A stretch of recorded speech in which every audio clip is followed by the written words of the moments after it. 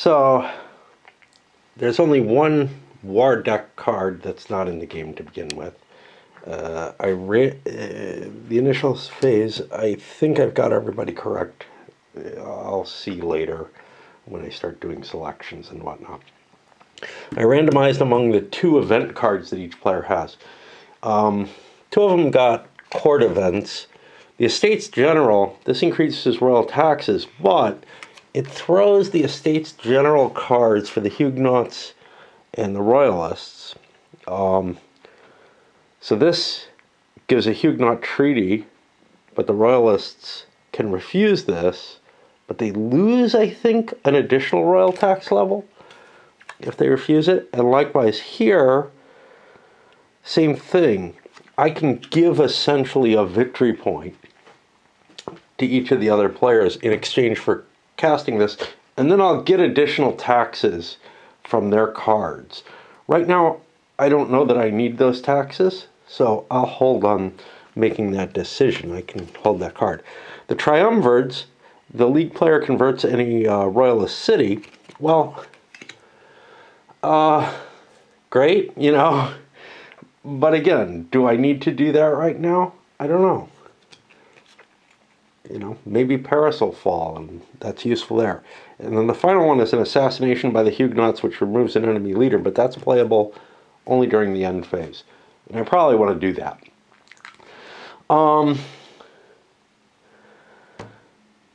There's no chit from the event pool. We drew the cards. We're in the court phase. The decks are built. It's now time to build the court hands. So I'll start to do that. So let's take the Royalists, and I've set them up in their play order here, and then I've got them set up there as well. I brought all my extra dice because it's a buckets of dice game, and I want to use that.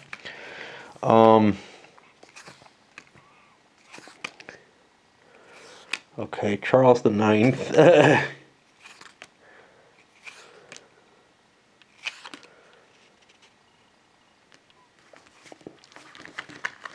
I ought to have the Queen in here. I don't know that I saw her. There she is. Okay. So I will be getting Charles the Ninth, the Queen, and then I get to pick one more. And I'll just do this now and then figure out, you know, the handoffs, what I want to, well, let's shuffle and change. So where is my focus? Well, as the Royalist, I can do diplomacy. So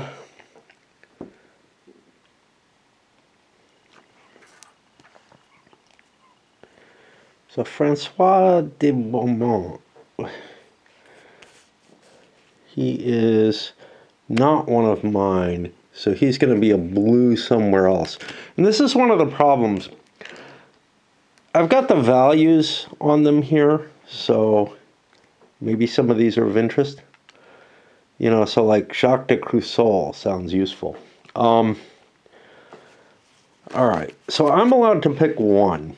And let's take a look at the decent people I have. I have an administrator who gives me 2, that would be +3 for tax collection. That's pretty good.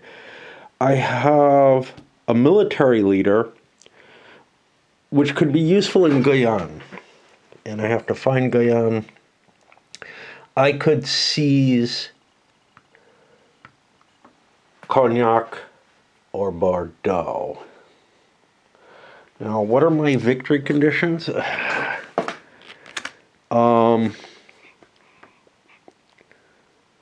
Automatic victory. Reduce the number of League cities to less than 6 and the number of Huguenot cities to less than 6. Well, the Huguenot cities is going to be hard to do. I think I'm going to take the administrator as my card. That means these are going to get shuffled and passed to the other 2 players. But I'll select the starting characters.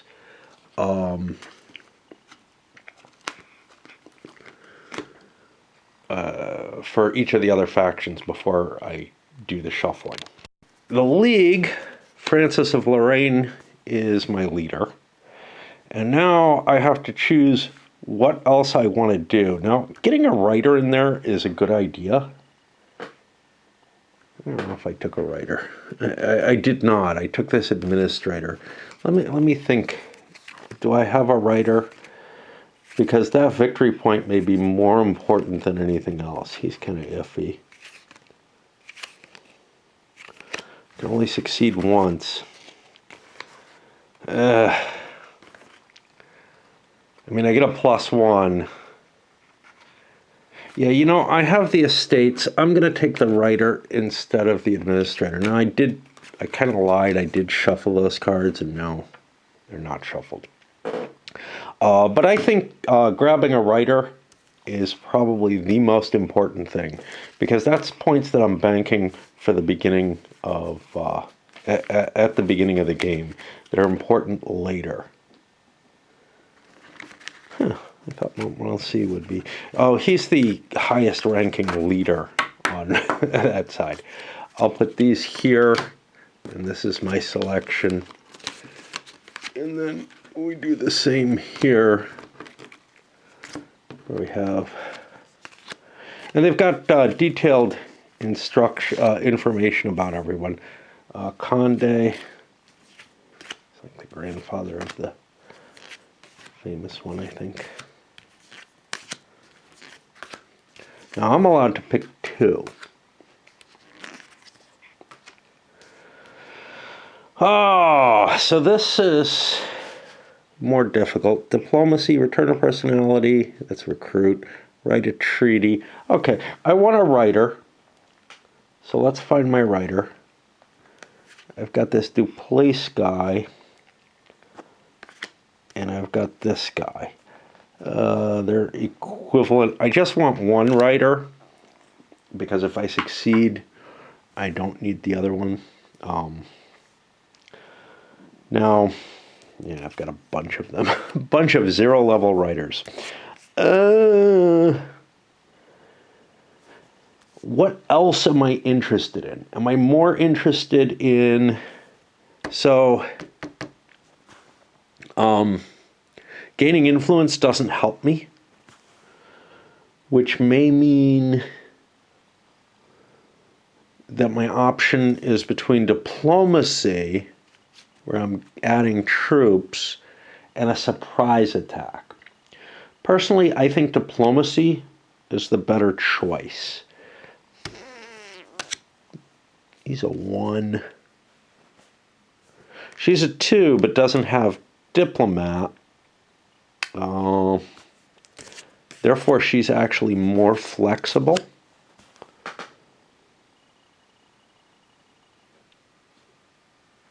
Yeah, so I think I'll take this set. Is intrigue really that useful to me? Yeah, I mean, I could convert somebody with her. All right, so that's 3 there, and then this deck gets shuffled as well, and then I'm not sure, you know, what counts as to the right. They don't really establish a seating order in the game, so I think it kind of doesn't matter. So I'll just shift down after shuffling. And what's going to happen is I'll shuffle this deck, and then I draw 4 that the Catholic League is picking for the Royalists. Well, they picked 2 of those 4. They're given a set of Royalist choices. And what am I interested in for a Royalist? Well, the administrator may not be a bad idea to give the Royalists more troops. Normally, you might not want to give somebody good to your opponent. On the other hand, Guyenne and Bourgogne, let's see how those are. Guyenne, that can be done against, see, this is the problem, that can be done against either of us. Bourgogne, it's up here. That's just me. That's right out. um, Anjou might be willing to give that up. Anjou looks safer. I don't really like giving him this, but he could grab Bordeaux from me. So I'm going to give this. And then we do the same with each of the others. So like the Huguenots are going to pick a pair of Royalists from 4. When I'm shuffling such tiny decks, and this game is just full of it, I use a lot of die rolling to try to randomize them. It's really kind of annoying. So let's see what we'd like to give the Royalists. Well, certainly Charles de Bourbon seems like a great choice. But the next one is a little bit more tricky. So here we have Lyonnaise.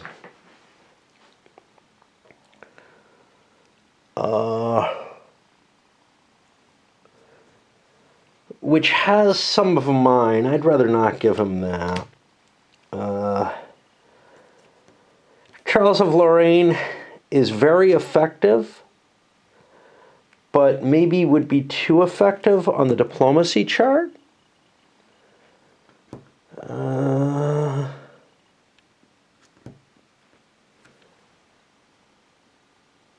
Let's see, he's just as good, and it would be more of a tempting thing to give him a diplomat, so I'm going to give him Charles of Lorraine as well.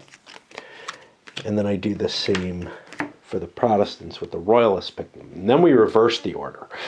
No particular reason why I would put this fella into the deck for the Protestants, just because I can influence him.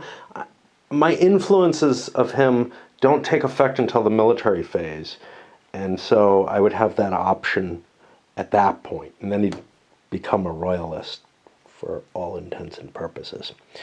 I don't particularly want to help these guys. And I think giving them 2 more writers. I don't know that they picked a writer, but there's a pretty good chance of it. Seems like a good choice in terms of limiting their impact. Now we go back, and the Huguenots are going to get to pick 4 cards out of the Royalist deck and select 2, etc.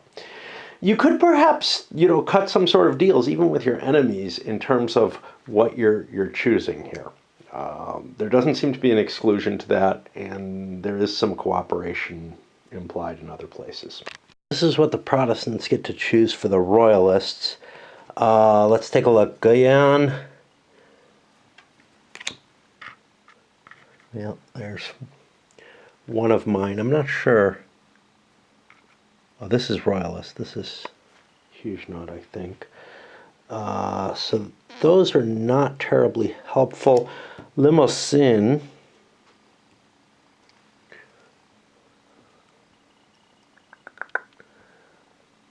I don't know my provinces very well. I thought this was up in the northeast. Oh no, it's down there. So that is just, yeah, so if I give him these 2, that gives him a couple of shots at Guyenne. It can only do 1 against me. Bourgogne, was that the... see, that's pretty safe. I could give him Bourgogne, and I could give him this. This has a diplomacy factor. I'd rather not give him an actual diplomat, because that would give additional troops to the Royalist, perhaps. So that seems dangerous. I don't know. And now the Royalists pick League cards.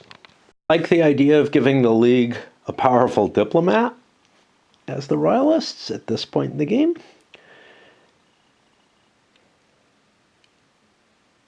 maybe a couple of diplomats.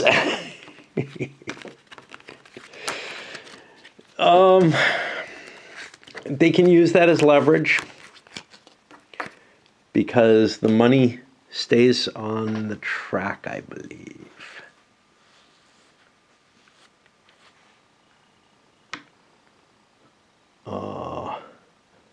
I may be wrong about that. I'm not sure if the armies go away. So does the money go away? Probably. Let's see. All money markers are set to 0, yeah. Oh well. And then finally, let's see, this is going to be the League gets to pick Huguenot ones. Doesn't want anything good to happen here. Coligny, he's just too good. But this Coligny is not that good. And then I've got Brittany and Normandy, but with some military capabilities here. Brittany, yeah. Nantes is part of that, damn it. And Normandy, well, Normandy appears to already be entirely in their hands. So I think I'll give them these two, which is not terribly helpful to them. It's still a dude, they can use them. They also only get a certain number of actions, right?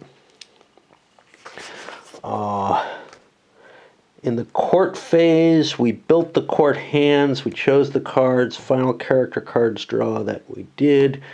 Number of actions. Okay. The two cooperating get 5, the other player gets 6. Just to help me remember, for now, I might be better at this later, I am going to put cubes to remind me of how many actions there are. Now obviously that's not going to work if I get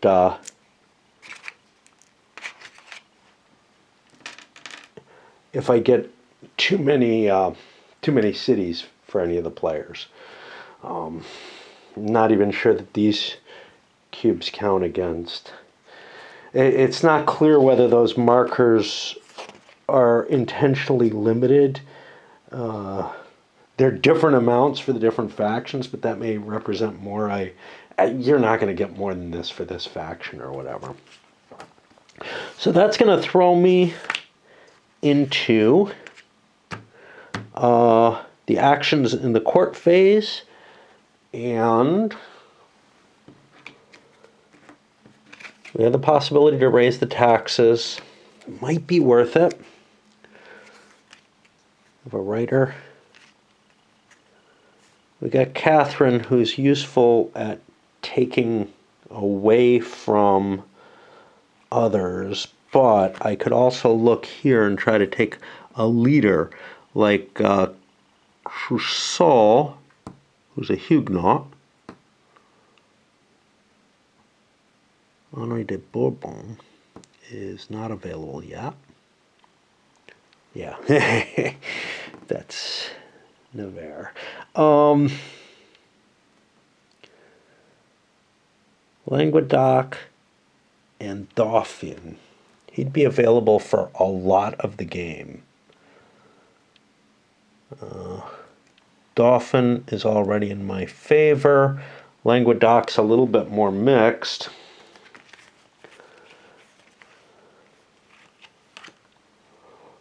Huh.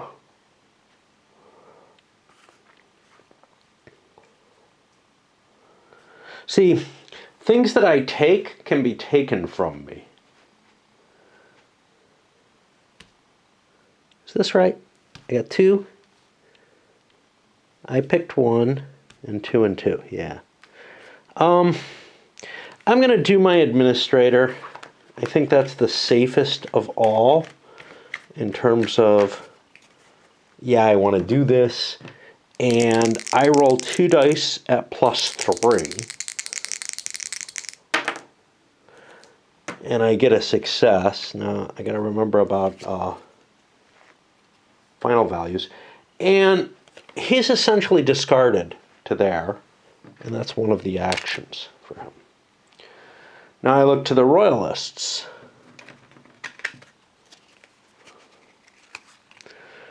Writer, not a bad idea. Very good.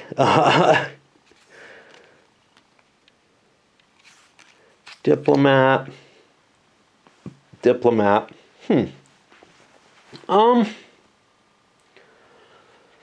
I think I'm going to fire him off at +2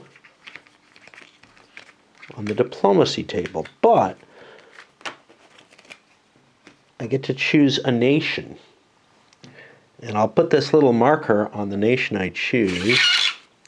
Again, there's no way you've got to be able to remember these things. Who am I interested in? Well, Spain. Spain looks like my best choice for troops and money, so I'll go at +2 against Spain. I get a 9. That gets me 3 troops and 3 money. So I get my cash to begin with, but I also get 3 troops, which will be reflected by an army, and I might be able to split these up, but where do I want my army? I can put it along the Spanish road, or I can put it in Spain itself. This is black.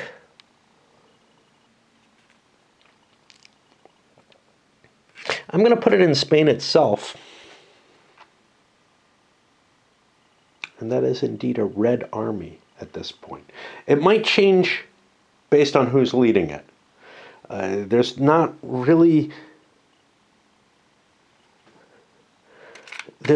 a good reason for there to be 2 sets of armies, or 3 sets of armies. There should only be 2, but each player needs to be able to have their armies. Officially, this should actually be here, I think.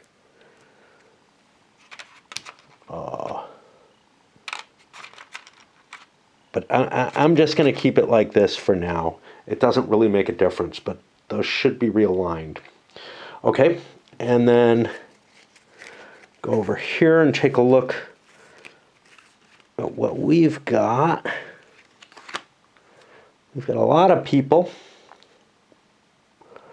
Are we able to convert anyone? Henri de Montmorency.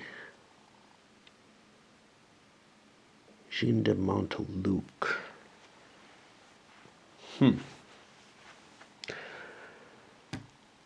That's a diplomat. That might be kind of useful. It's a royalist diplomat. Ooh, we actually have a league member. He's got an interesting story, I'm sure.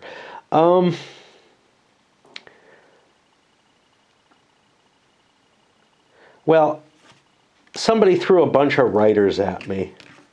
So I am going to play a writer.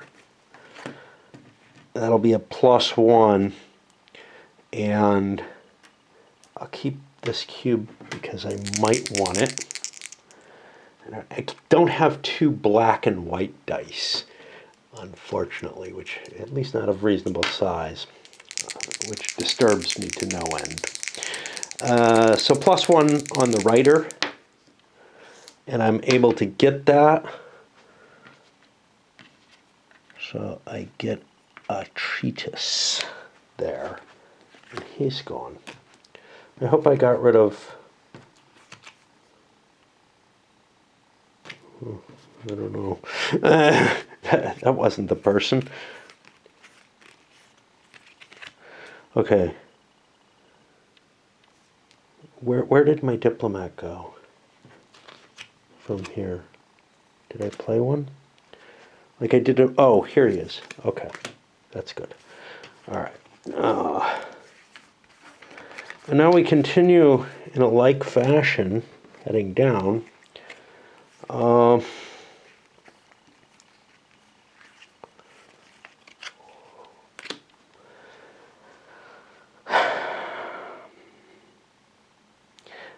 I guess I want to fire my rider off, because if I don't do that,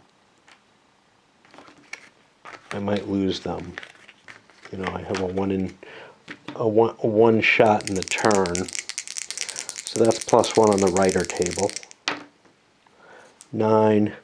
The Royalists get theirs, and that goes here. This is important mainly because the Huguenots have 3 riders in their hand, and that's going to put me to there, and I got to swap battery. What sucks is outside the game, I can't fucking sleep. And that's why I'm playing this.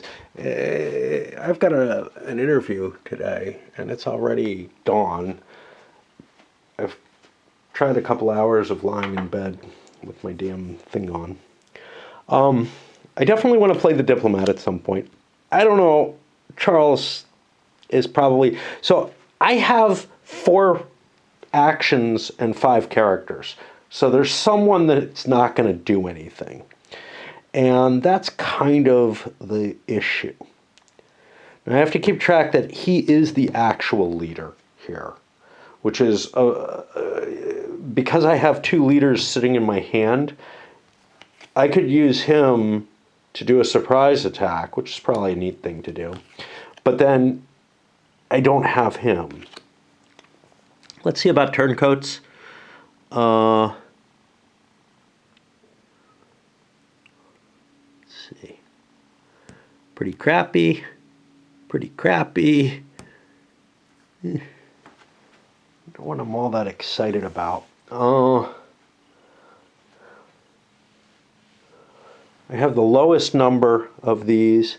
I need to have twice as many as the Huguenots, so I'd like to take things from the Huguenots for the most part, which is not something that intrigue can do for me. I will do another round of diplomacy. This one's at +3. And I could get a lot of troops from the German states.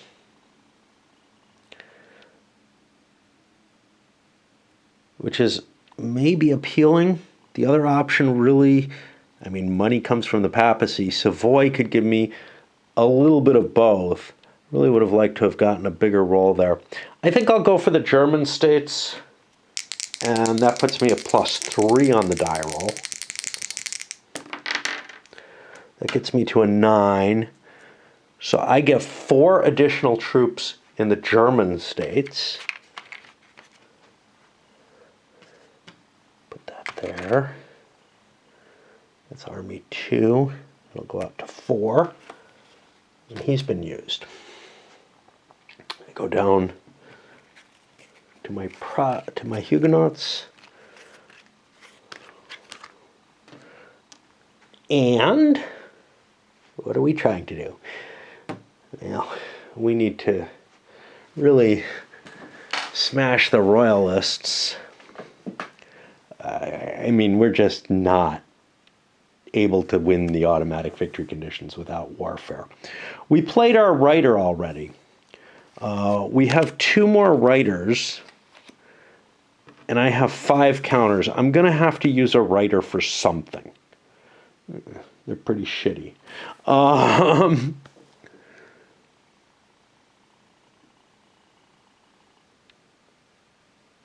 Gain influence.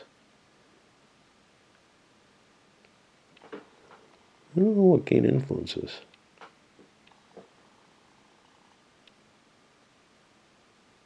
I gotta look that up. I don't know what the hell that is.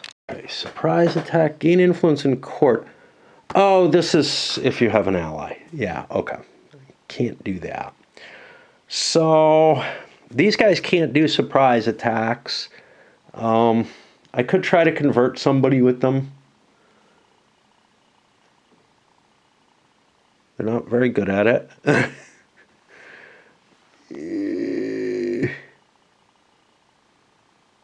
I don't know. I really don't know. All right, I'll play one of these writers, because again, I have 4 remaining. That's my decent people. I'll play one of these to get me... Let's go for Jean de Monteluc. And now I am at no bonus. But I succeed anyway. And so this goes away. And Jean de Monteluc, who is a royalist, will now go on to my chart. Now, if he didn't have a military capability, this would be more disturbing. Let's take a look. Jean de Monteluc, he's a diplomat. I bet you he's not in here. I'm going to look for him there, and I might be able to better determine who he is from these. The counters are really hard to determine. But he should be blue, whoever he is. Here he is. And I don't think that I'm going to have a 0 leader. Well, maybe.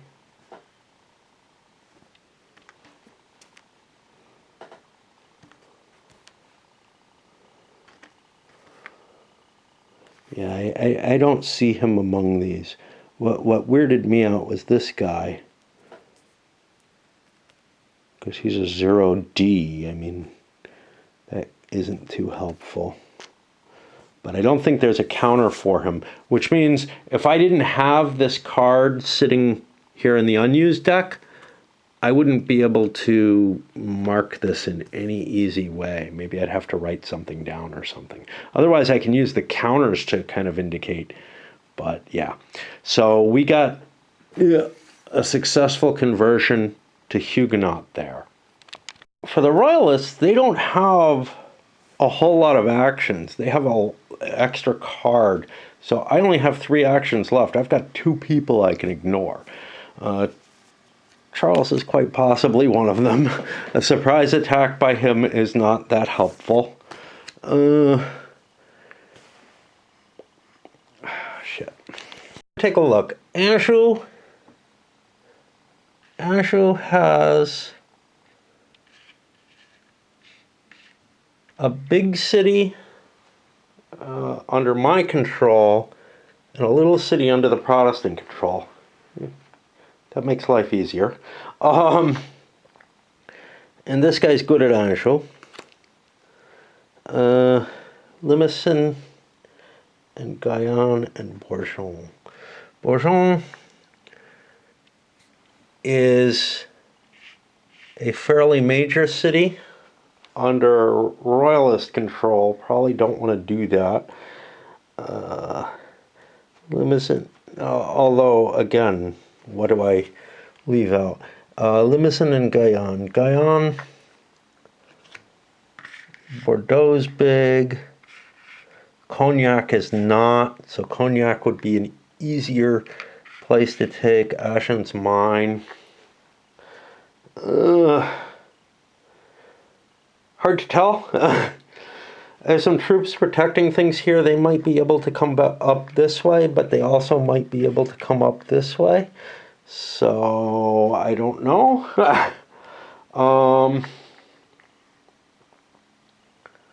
What do I want to do? Anjou is kind of far from my forces, although I will be building troops in Paris, and the Royalists will be building troops perhaps. So, I definitely want to play these 2. Bourgogne. what was that? That's Dijon is royalist and big. Iffy then. All right, I'm gonna play the Anjou.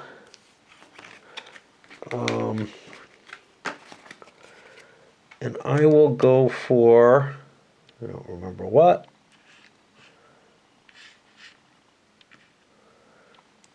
This is a river crossing. I think it's a black dot. It's hard to see. All right. It's small though.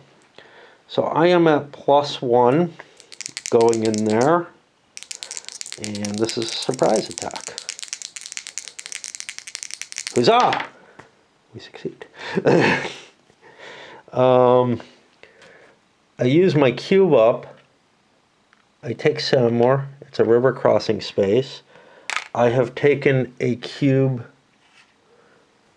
from the Huguenots. Now, we go here.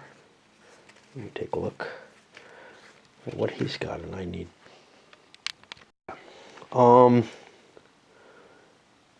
So, I've got a very good party leader. I've got a writer, and I haven't used my writer yet. Let's do that. So that's at +2. I have the best writer.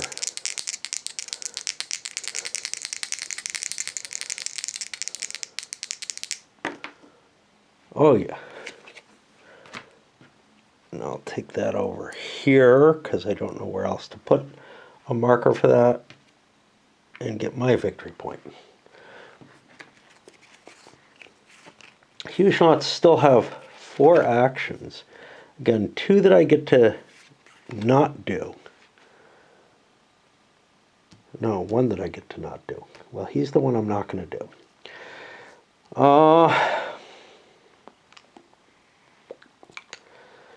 Diplomacy. I can do diplomacy with non-diplomats. So I'm going to take Coligny here and try to convert the other one, Montmorency.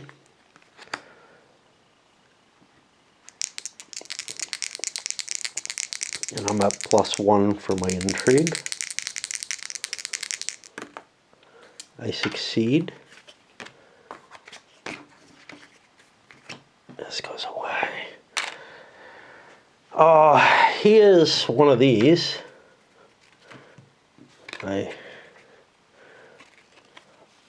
He's not there, so he's going to be here.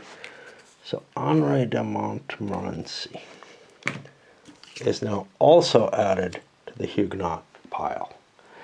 And, you know, this gives me, I don't know, 2 more useful characters that can't be taken away from me now, and that'll be added to my deck. And Montmorency, I'm sure, is also a military character. We will see if there's multiple copies of him, because he's changed colors. You know, that kind of screws with things, right? Because I guess you can stack them under the army instead of on top to indicate ownership, but you kind of want to know which faction controls something. That brings me back up. I got 2. Okay, Catherine definitely want to do. What's the other one? I'm going to do a surprise attack on Bourgogne.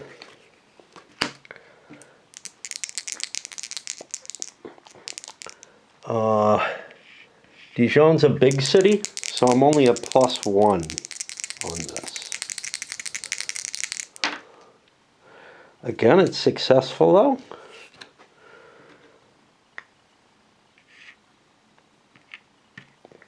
I take a league city this time. Allowed to do that, as far as I can tell. And he's been used.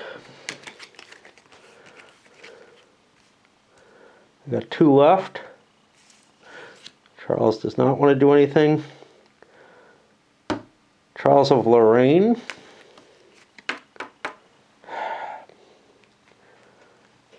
Okay, what does he want to do with his 2 points?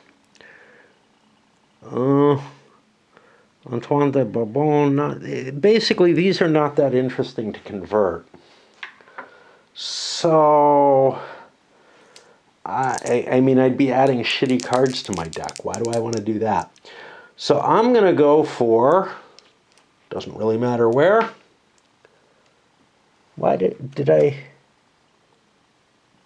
He did a surprise attack, that's why. Yeah, and surprise attack can be used against any opponent. That's the thing. Listed for that character's card, it's possible to take over. It's not possible to take over. Yeah, it's by faction. Yeah. What do I want? You know, I'm trying to take a royalist space here. Why do I want royalist space? Well, because I can't think of what else I'd do. I could do a diplomacy with him, but I'm not sure how much control I'm going to have over the military. So, that's a big city. I'd rather take small places.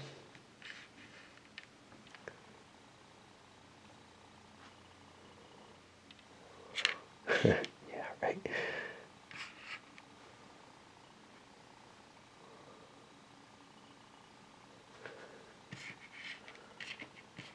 Why don't I go for Valence down there? And I'm at +2 because it's a small one. It's a success.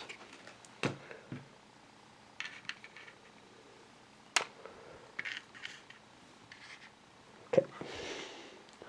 That puts me on the Huguenot again. We don't want him. What are we going to do? Well, let's do some diplomacy, I guess. Who are we going to diplomat?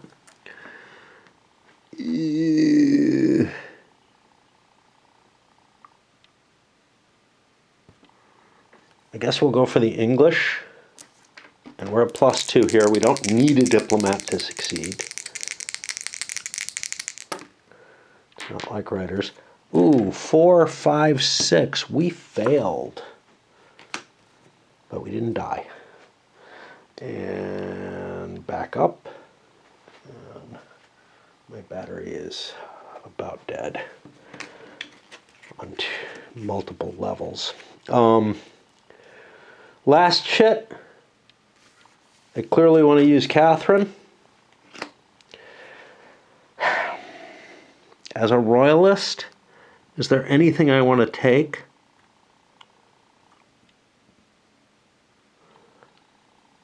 In terms of people, I don't think that's a particularly useful thing. I'm not sure. Diplomacy could be very helpful. I can also go for Spain, which I think is what I want to do. So I am at +3 against Spain. Almost killed her. 6, that's a failure. And this goes back. Let me make sure that's right.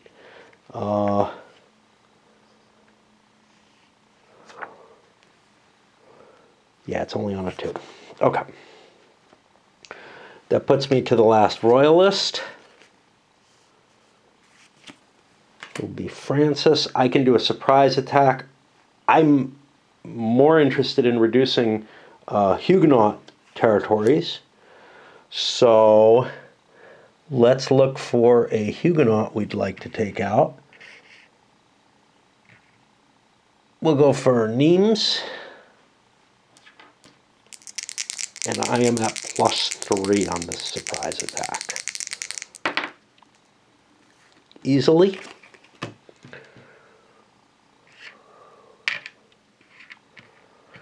Now,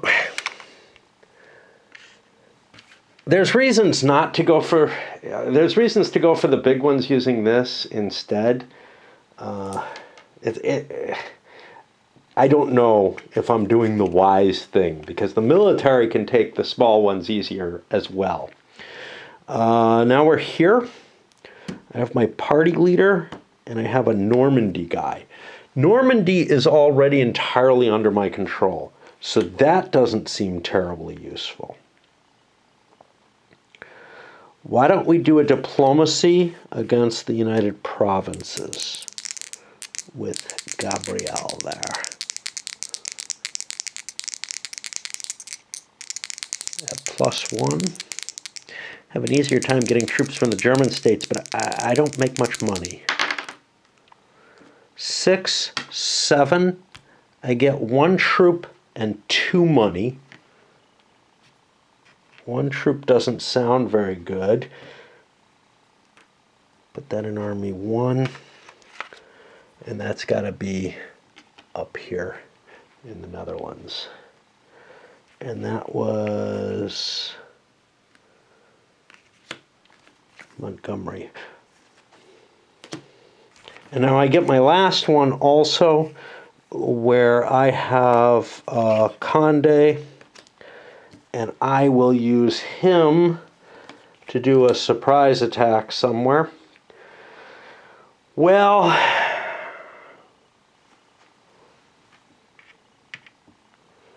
Valencia is kind of far from everything, so let's do that. I'm at +1. I succeed. I get Valencia back. And that's what happens. Now we're going to be heading into the war phase. I am going to hold because I'm low on batteries. I would have liked to have continued, but yeah. Right, so nobody played their card. This is for the end. Yeah, sorry. This is for the end phase, which he may do. But these guys had court phase cards. Converting didn't seem worth it. Triggering those extra Estates General cards didn't seem worth it. So everybody held off. Now we each get a war card. And that's each player, not each side. Logistics gets to avoid an attrition. A besieging force suffers from attrition. I assume that's when you declare a siege. And one army gains 1 movement point this round. Okay. Just to give you an idea what those look like. Now, each player has 5 counters. Each army's corresponding troop points are recorded. Okay. The recruitment of troops is different for each faction. First, the royalist can spend his royal tax levies, and he wants to. So I spend my 1 tax to get 8 troops and 5 money. 5 money goes into the royalist pool. They are the richest now. 8 troops, well, this is the hard part. Because right now, there's a small army up there. So I think 8 troops in Army 1 at Paris makes sense. Now, I might be able to make a little bit better judgment as to how much I can split my forces, etc., based on the leaders I have. But I've got Spaniards down here and up here. So I feel like I have a fair amount of coverage. I could have put a few more troops somewhere else, but let's just stick with that. For now, at least. Okay. The Royalists must place their largest city, yeah. The Huguenot then gets to raise one troop and one money for every 3 Huguenot cities. There are 12 Huguenot cities. Unfortunately, that divides evenly, so I don't get a bonus. But that means I get 4 troops and 4 money. The money goes over here. The troops can be placed where there's a Huguenot force. Now, again, this would be really useful to see what the leaders are. So I'm going to spread these out and also check these guys. Can't trust the counters because there's one for each possible side. This guy, I would think, would have a 2 military rating. He doesn't. He has a 1, Damville here. And the red counter for Damville is now gone forever. The black one's in play. And likewise, we have to look for this guy who also changed, Jean de Monteluc, who probably really sucks.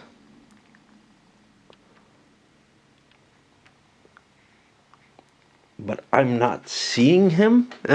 So he may, well, he's a diplomat. He probably does not have a military card. But that means I have to check the duplicates and make sure that the people who haven't switched sides go back in the counter tray so that I can't use them. Really kind of a painful function that I don't have a good answer to in terms of the materials in the game. It would be really helpful if there was information on the cards, but I'm not sure that all the people with counters have cards and vice versa. I know that all the people with cards don't have counters. But this is what we're set up with. Now this may change my decision because the biggest royalist faction is going to be commanded by Montmorency. That may mean that I don't want to put 8 troops there. But the royalists can boost, the League can boost forces elsewhere. And they could boost the Paris force. I've got to put the largest force in Paris, so let's put 4 in Paris. And let's put the other 2 somewhere kind of central. How about here? I'm across the river, or I'm on the river, and Army 2 will also have 4 troops on it. Of course, the Royalists can't boost that. Montmorency is probably going to be in charge of a big force. There are some commanders with a star. This guy has a star. And I think that's it to keep in mind. But we're not at that yet. So we're at 4 troops for the Huguenots, which can be placed anywhere containing at least a Huguenot city. Now, my main commander is okay. My secondary commander is better. And then I have a star, this Jacques de Croussel, actually. So there's a second star out there who could help him and make him equal. I can't put troops in the United Provinces. Where do I feel is a safe place to put troops? Yeah, this is a good question. My leadership's probably going to be better, but I'm not going to have a whole shitload of troops. 4 is a medium-sized army, so maybe I want to create another small army. However, I don't think so, because it'll just be easy pickings.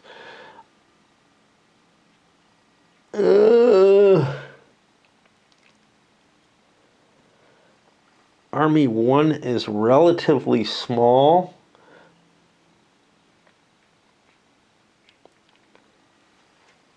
Let's put my second army. Now, I can't invade Spain. Let's put it here in Languedoc, and that'll have 4 strength points in it. I don't know what that 1 strength point army is going to do. That just ended up being so weak. Finally, the League gets 5 while allied, 5 money while allied to the Royalists. Oh, okay, so Montmorency cannot. The League doesn't get extra troops now, but we do get a shitload of cash, which will help fund the Royalist armies. Now it's time to pick the leaders. Who has to go first? First the Royalist, following the Royalist side, followed by the other player. Okay, the Royalist side's biggest army has to go under Montmorency. That could be Army 2 up here, which doesn't seem like a bad choice.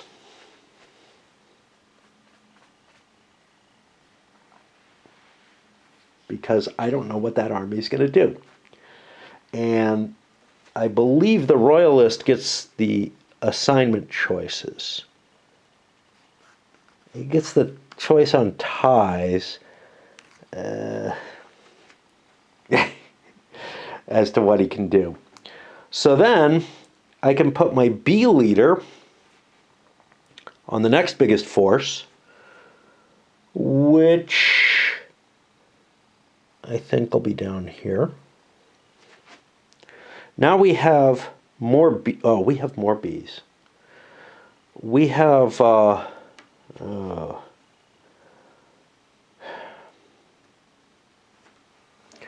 think I'll put this up here instead, because I can put the excellent B leader here. And there's 2 more Bs with his big army there. I'll put a B with the Spanish army there. And I should have 1 more army? No. Okay, now we have the bonus leader that we have, who is... I can't read. But he can help out a 1 leader. I would rather help out my leader than the League's Montmorency piece. Okay. Now, the Huguenots get to set their assignment. Well, their best leader, and I'm going to put this bonus guy with them, will be in charge of Army 2. And Admiral Coligny will be up here with that. This guy is out of the bag because he's the duplicate Henry Montmorency Danville. So he's actually out of the game. He can't go back to being red. And I will bag him. So that'll put me to the war rounds. And I need to check time because I have an interview, and I don't really want to start the war rounds probably earlier than I thought. So let's begin them. And I'm going to need a cube for each player for the general track in case they gather points. So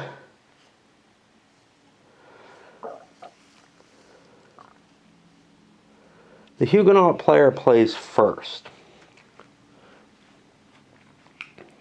Now, I'm sitting with a decent sized force here, but not great leadership.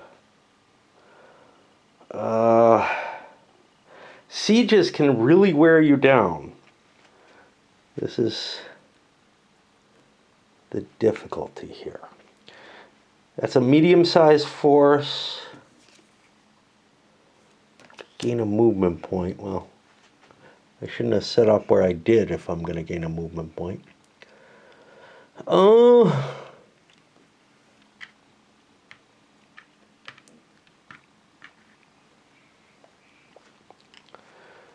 This force is size 4. My force is size 4. I'm outclassed. I don't have any great combat cards. I think I'm just going to pass because I don't think there's much that I can do with the Huguenots here. And again, Now, if the Royalist side passes, turns over, and boom, we're done. But the Royalists have the advantage right now. So they don't want to pass. Which means I can make this my space in Languedoc. And I will skip Montmorency. Will I? Do I want to? Montmorency has to move first.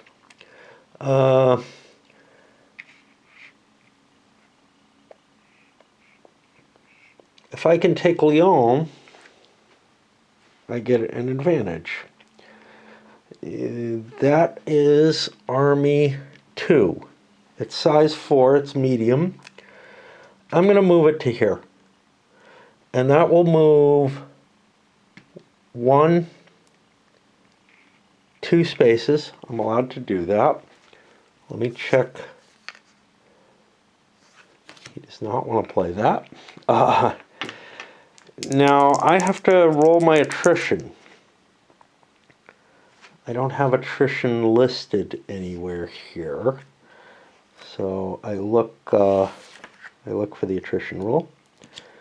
It's a medium army. That doesn't help. I swear there was an attrition table somewhere.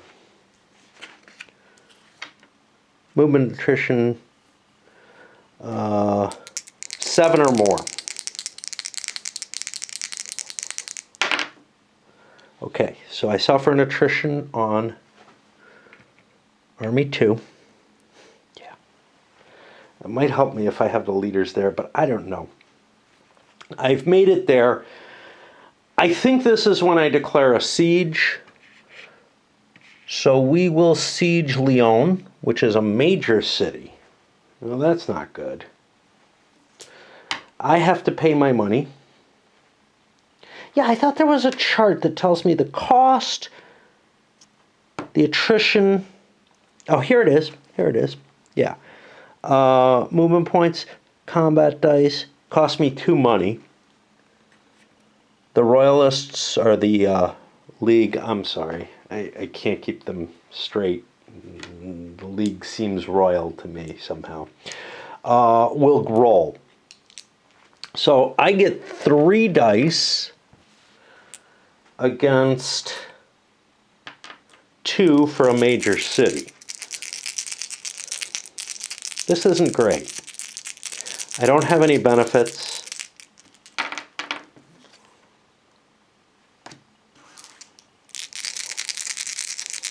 The Royalists are not going to help me. 5s and 6s. All right, I got 1 hit on them. That's not enough to defeat them. So that activation is done. And now I'm going to flip this over because now we're at the second player, which is here.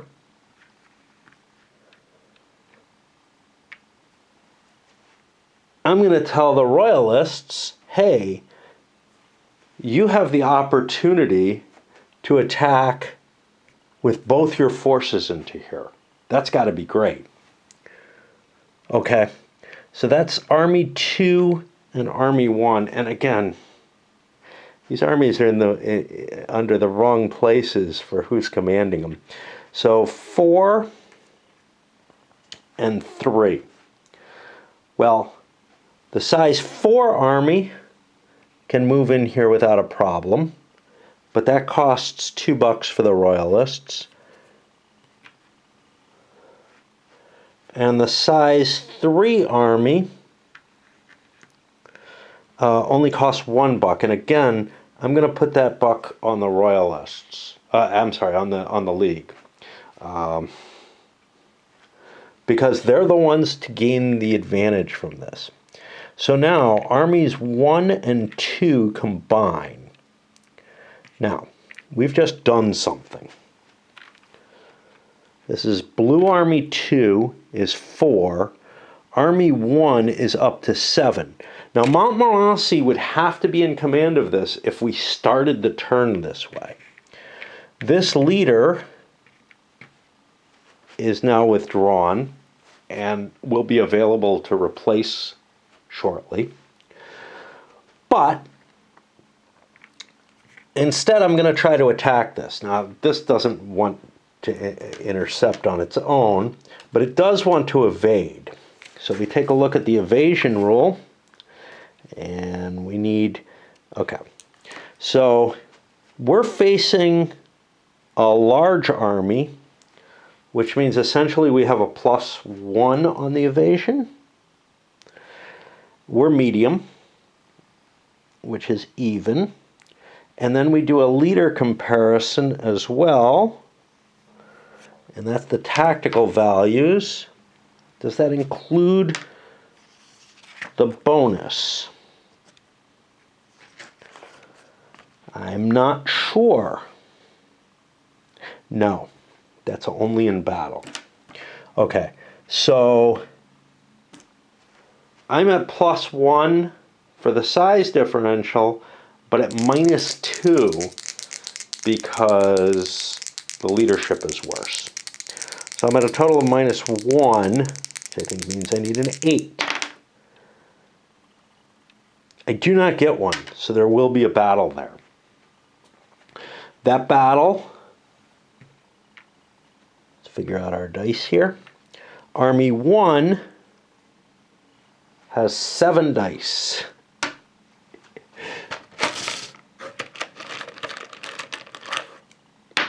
Yeah.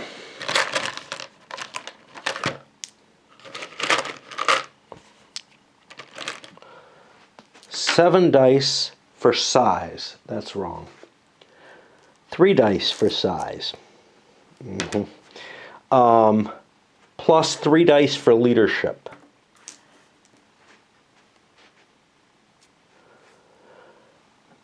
Bourbon's army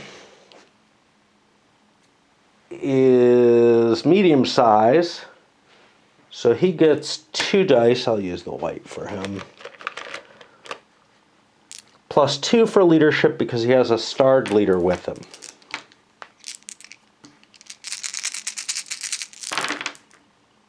Okay. Both sides did 1 hit. So this army goes down in size, this army goes down in size. And since the royal side army is larger, they won the battle. Which means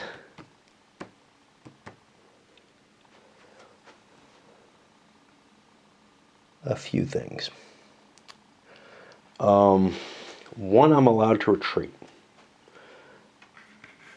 And I think I want to retreat up to the Dauphinet. And 2,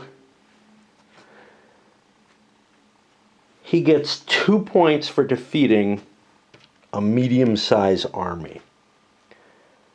Now, since this was my target, I have to stop here. I couldn't attack walking through. But I can siege Montalban or Montpellier. I'm going to attack Montpellier. I got to swap batteries. No, I forgot to roll for losses here. It's an 11 or 12. Okay, Montmorency. And now I'm supposed to roll 2 dice. At the end of a siege, 11 or 12, even wounds him, odd kills him. Even, so Montmorency actually drops into turn 2, but a new B is available. I'll put this here. Now that might have affected his retreat decision. This is Army 2. Nah, we'll face that direction, I guess. I don't know. I'm really not happy. The Huguenots are not in good shape here. Okay, we have leader loss checks here too. So the Huguenots will use black for their main leader. And this is 10 or more for a regular battle. No. And then 10 or more for this leader. He's wounded or captured.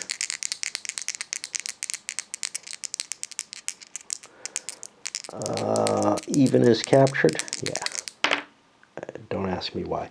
Okay, so this guy is now dead. And I got to pay attention to that and find him and any copies of him. But that means I immediately get a promotion. So this guy's in charge now. Wow, this is random. Okay. And now I was going to attack Montpellier with army number 1, which is size 6. 1, 2, 3, 4, 5, 6. That gives me 2 dice plus 1 for leader against Montpellier, which has 1 die. I have hit Montpellier, so I capture it. I'm going to exchange those points. I believe that's a royalist are the ones who take it.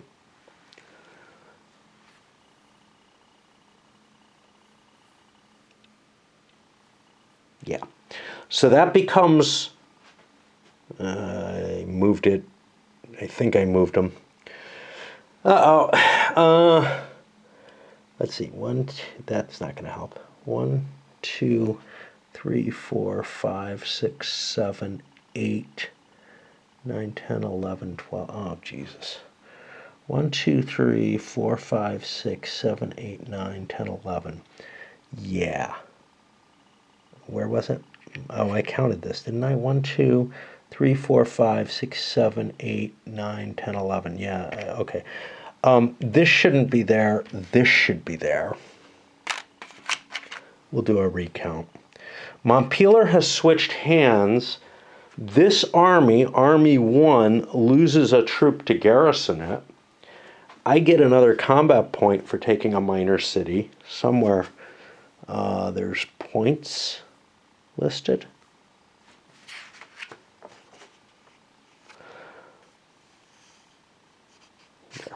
Okay. Leaders were not captured. And now I think I have to roll another leader loss check. That does not hurt me because it was not a battle. So he's flipped over. Oh boy. Okay. So I have moved my A's and B's, but not this B. This one is Army 1 for the Royalists. Army 1 is size 4. I should have lost a strength point off this army. Due to attrition, I think I'm okay on dice. I may have rolled an extra die at one point. Okay. And now this army is size 4. It's a medium-sized army. I could go take Blois. So I'm going to move the command center there. I have to stop when I enter Orleans. It costs me $2 to move that army. But I move in, and now I attack Blois, and I have 2 blue dice plus 2 for leadership versus 1 defending die. I missed. I have leader loss checks. I'll use blue for the main leader. What's this shit? I forgot to check attrition. Yeah.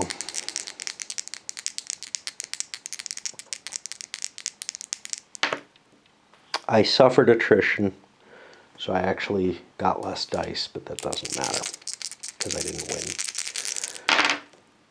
And I do not take a leader loss check. That means these guys are done. I've moved all of my command. And that means we're going to be on the Huguenot turn. I have to reassess my commands. He's still in charge of the biggest army, so this is allowable. I don't even think I get a chance to reorganize stuff if it's allowable, but that's not clear. And I will be doing the Huguenots when I come back, which might be very soon, but I need to check time again. Oh, I need to check this asshole. That asshole is Francis. Ooh, that's not good.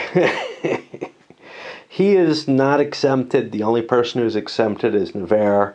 So, yeah, I lose Francis of Lorraine early. That's really bad. The management of all of this works out to be a fairly complex mechanical aspect to the game.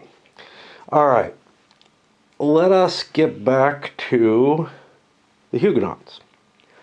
Now, I have tons of money with the Huguenots, but Army 2 is only size 3. I think I want to move my forces, try to get them away from this. This is dangerous. The other forces are all weaker, although this one just got kind of scary sized. So, where do I want to go? Well, I could try to walk through here and I'd get conceivably captured. There's also the question of where the Loire is. I guess it goes down here instead of here. There being no underlined things, I'm going to ignore it for that. I could try to go through here, and that would be somewhat dangerous. Otherwise, though, there's nowhere I can really go that's safe.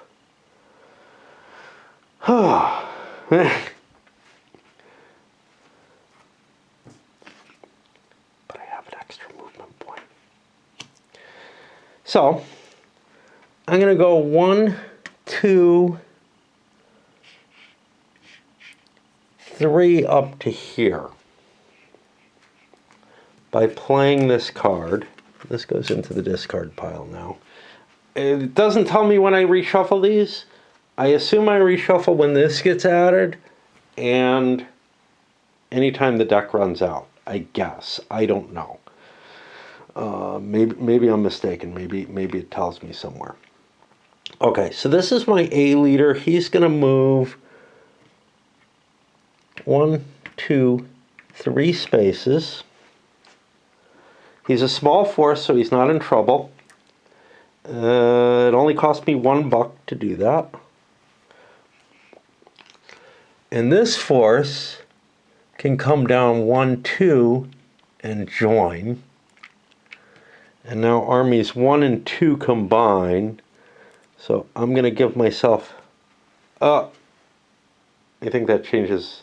I think that means I do have attrition. Because it's at the end of the move that you check. So I have an attrition check, and I owe for the combined force, I owe another buck either way. Okay, attrition check, well, too bad. Now I'm going to try to siege, I guess, Troy, and I get 1 die for I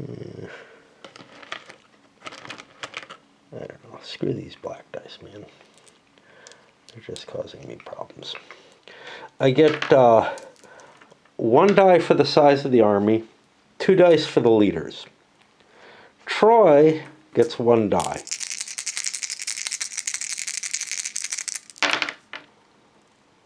We do not succeed. There's leader loss checks. Black for the guy on top.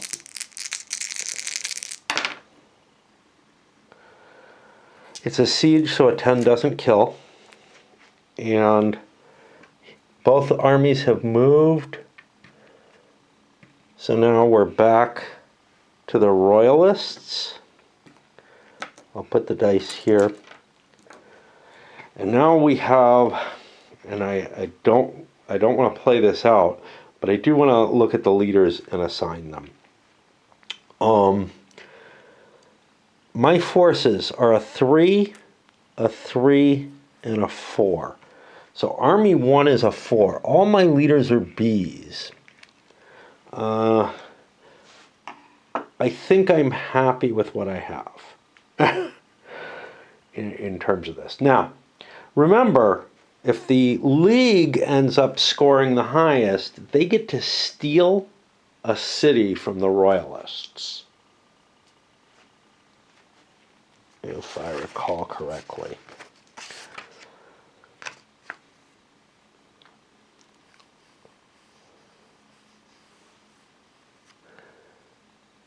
Yeah.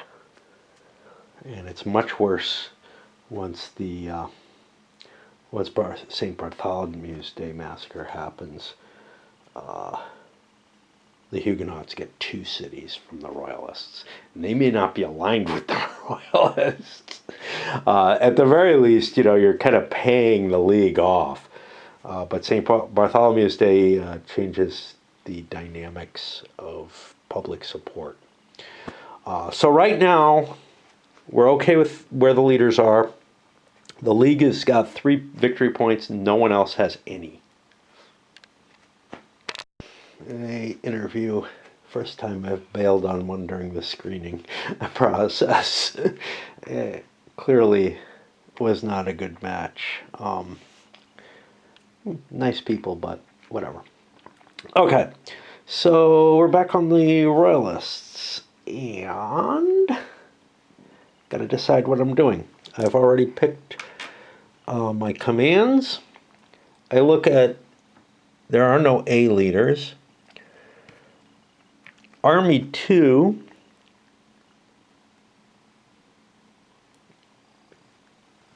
is not this, is it? Yeah, it is. Well, that's gotten awfully small.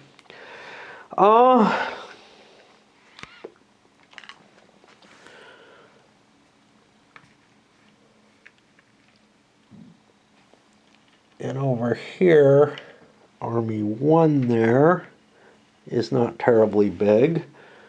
Well, we're really not outgunning anyone.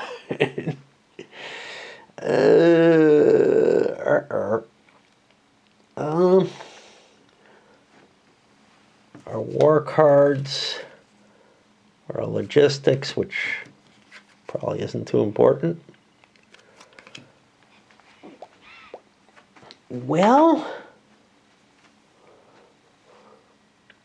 so if we could combine all the armies, but the League would have to agree, we could put them all under the Royalist command, which the League would not agree to. They see no purpose to that. On the other hand, their forces could march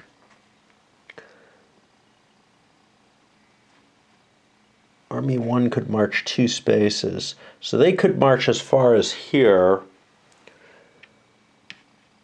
Of course, those are royalist territories, so that's not terribly useful. My assumption, again, is that sieges don't last. You don't get to keep sieging for free. That just seems sensible to me. So Army 2 could deal with Lyon,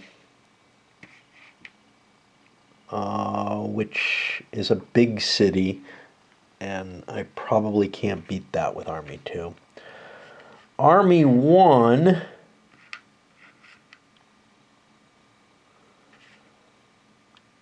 could take Montauban.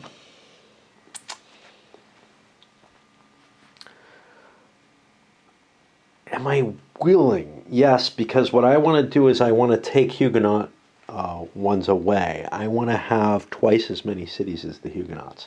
So I'm willing to pay $1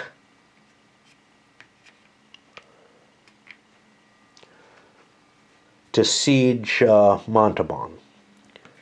And Army 1 is Sizewell 2, one of these. And Montauban's got a 1.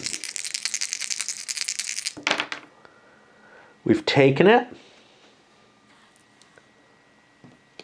The Huguenots, they don't have one. I roll a leader loss check.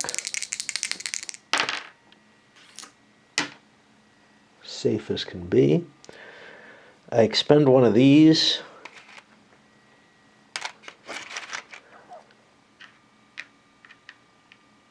I hope I gave myself the point.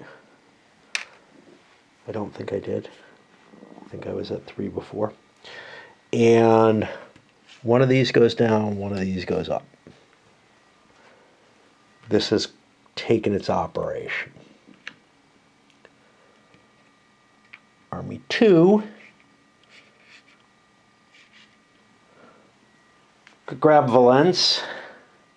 Again, there's I could run down the number of cities that the Huguenots have. So I'm willing to do that. I'm willing to pay $1. Of course, the Huguenots have tons of money now. And I will move into Valence. I forgot to roll for attrition. Damn it. I would have suffered attrition. I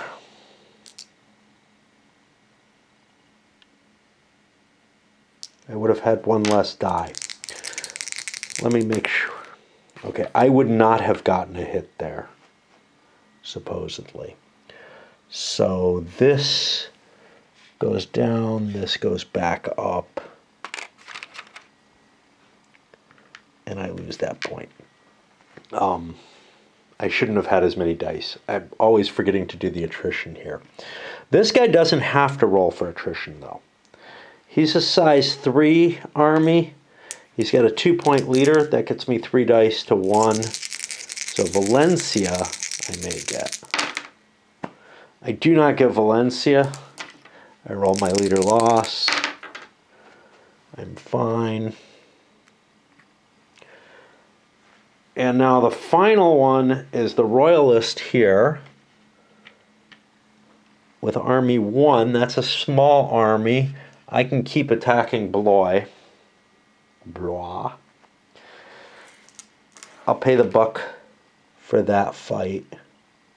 Although again, I probably want to hold off and not attack things because I've engaged a couple of forces. So you know what? I'll pass over to the Huguenots. I only have to take one action to ensure that the turn doesn't end. So on to the Huguenots. They have a ton of money, but not a very big army.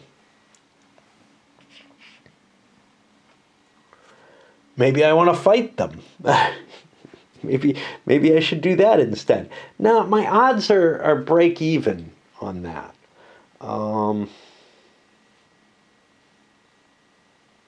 So I'll let them be.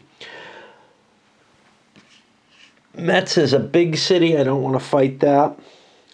So the Huguenots have to spend a buck to activate their army. They get 1 die plus 2 for the leadership. And we're going for Troy.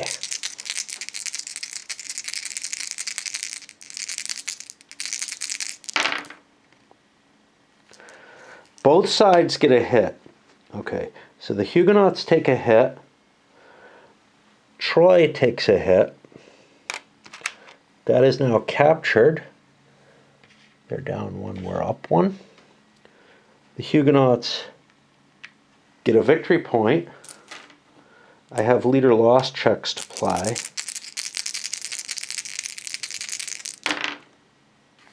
Neither one is lost. I've done all that I can, and I'm forgetting to play this. We're back on the Royalist side of things. All leaders are Bs, so we will leave them as they are.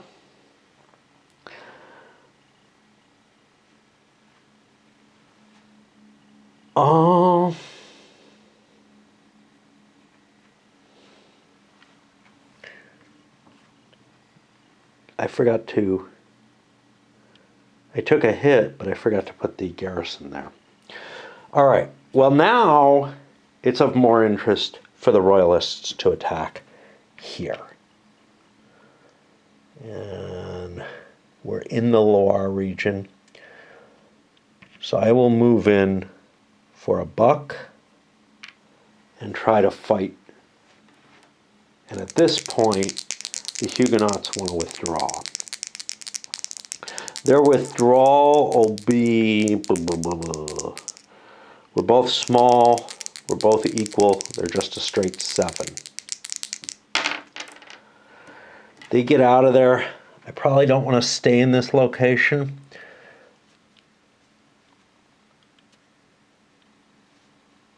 I will flee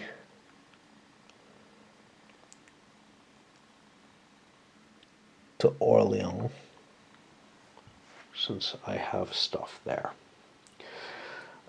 That means that the Royalists can try to siege Troy.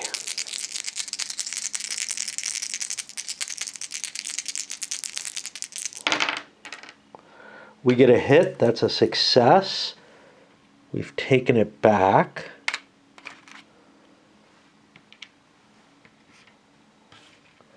We have to spend a man, and I have to take a leader loss check. Okay. And now on the League side of things, let's flip him over because he's done. On the League side of things, do they want to play more? The Royalists are willing to pay for League battles because we're not going to be able to beat the League in terms of points, we think. So, Army 2. Army 2 is rather large. Army 1, not so big. Well,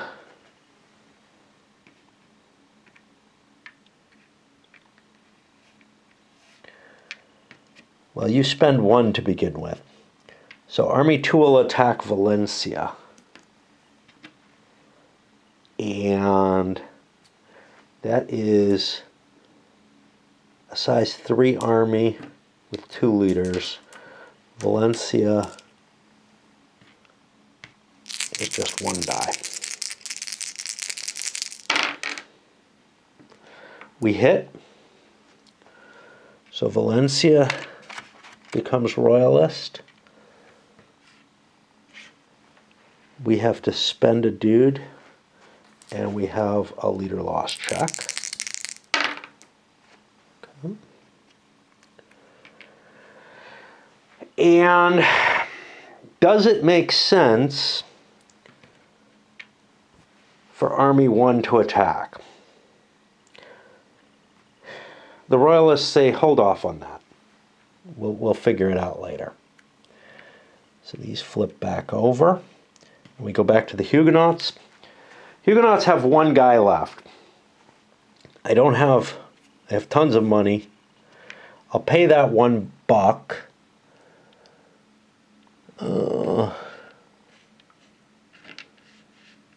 to attack Saumur over here.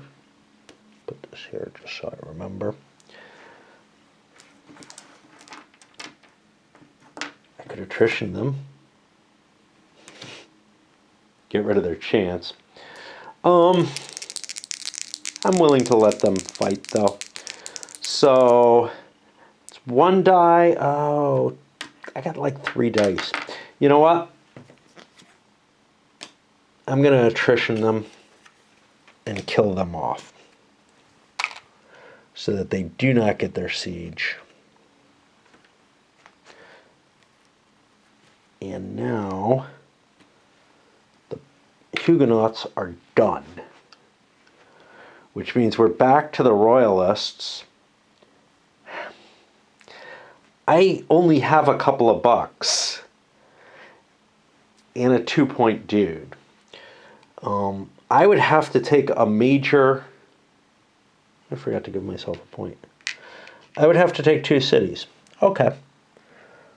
That could happen. That could happen.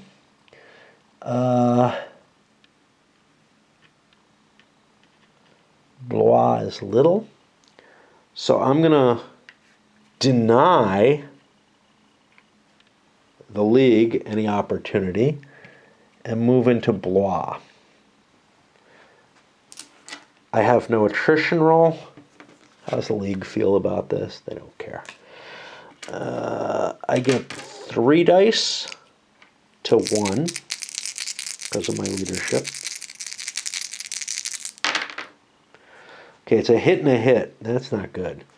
I take 1 hit here. Blois switches over. This is actually a good result for the League. And I get a point back, but I have to spend my army. And I'm now removed. Okay? There are no more points to be spent. I could give $1 to the League. I'll do that. So that's enough money for the League to make 1 attack. Lyon is big. I want this guy to make the attack preferably. If I move in here, it's going to cost me $2 because I have to combine the army. So that won't work. But I do have a fast army. So I could go take Nevers by passing through. So I put the marker in Nevers and I move 1, 2. That costs the Royalists are funding this. And now I have 3 red dice against 1 Huguenot die. We get a hit. We've succeeded. This switches over to Royalist. And we lose someone off of Army 2 for what it matters. Which is nothing, because there's no more money, there's no more things to be played. This may be up another point, I think. I don't know. Doesn't matter. Because we have a war winner. The faction with the most points wins. That will be the League. The League gets an extra point. Get rid of these cubes. They're just in the way now and the money's cleared out. They get an extra point of treatise points, which is one of the 2 ways to get the final victory, right? And then we get to pick a Royalist city and that can be any royalist city, and convert it to a league city. And I think we're going to take Marseille.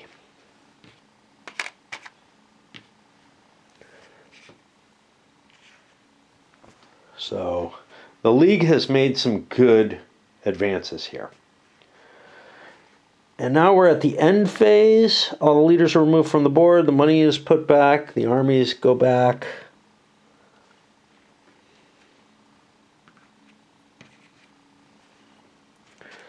And this goes somewhere. We got everything there. Some event cards can be played during the end phase. The Huguenots probably want to kill somebody. And I'm going to try to find somebody they want to kill. They cannot assassinate everyone, though. And there was...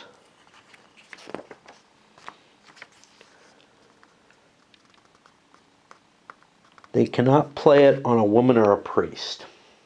Pity, because Catherine would be cool to kill. Looking at the leaders, the only really appealing one to go for is this Gaspard Tavannes, who is this guy. But he's not a high-ranking leader, but he adds one to the leadership things. He's not available to me at any point later in the game. I think I'm going to off him. Just because, I don't know, I like killing people. These now are part of this deck. I would have to look through, but there's nobody who's just turn one. Montmorency comes back. That's Anne. There's a couple of guys named Anne, and same spelling, A-N-N-E, and one female. But unlike a boy named Sue, he doesn't seem to be very good at fighting. Anyway, I'll get rid of these, and I'm going to load this up, and we're going to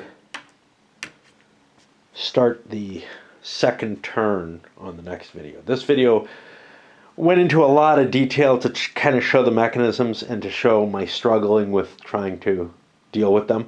But I think I'm going to step back a little bit if I can and try to give more of the narrative and less of the play-by-play blow. That's going to be hard with the card play. The card play probably can't work that way, but the military side of things definitely I can look with less detail. And you know, so far it's an interesting mechanism, and I like the three-sided nature of the game. I can't say too much yet, but I like what I'm seeing enough that, like, yeah, I'm willing to forgive the rules a little bit. Go completely. Setting up the new events, the new characters that are going into play. See, there's no twos here.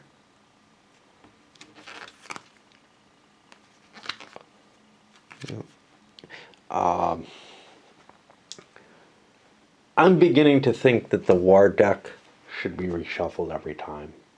The cards that are used should get reintroduced, because there's a limited number of each one. Of course, there might be negatives to doing that, but you know, you're not going to play something just to try to pad the deck with garbage or try to recycle something, because you don't know if you're going to get it or what. Otherwise, there's going to be a predictability to it where you can tell exactly what card you're going to have if the deck gets small enough. And the fact that this gets reshuffled in with things, it doesn't specify in any sense, but it feels like the reshuffling of these things is similar to the shuffling of those. That, you know, maybe it says with the regular events.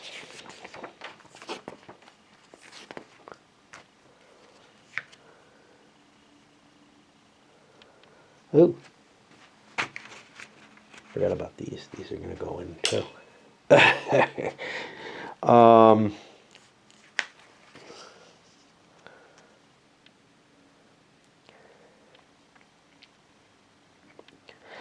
See, it's the same kind of situation. If you discard one of these, should it be reshuffled back into the deck? And again, there doesn't seem to be anything that discusses shuffling.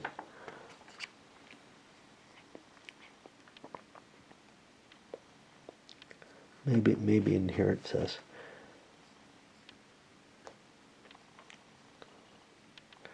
No.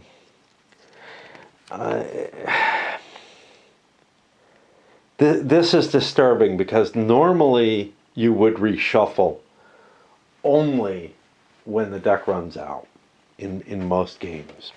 And that would be sort of the assumed standard. But if new events keep getting added, they would need to trigger a reshuffle.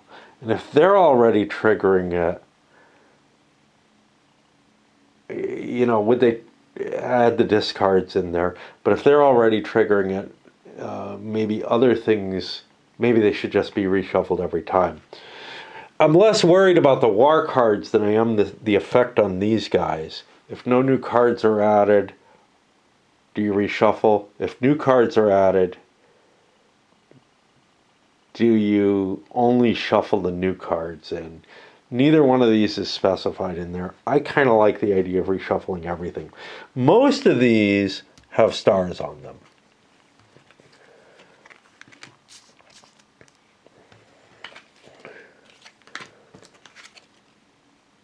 This one does not. So there are at least some that do not. But it kind of makes sense that randomness would be there every turn, that capability would recycle more quickly. Because otherwise, I don't know. Anyway, let me just send this up. I'll muse about that a little longer. And these armies are wiped out. Okay.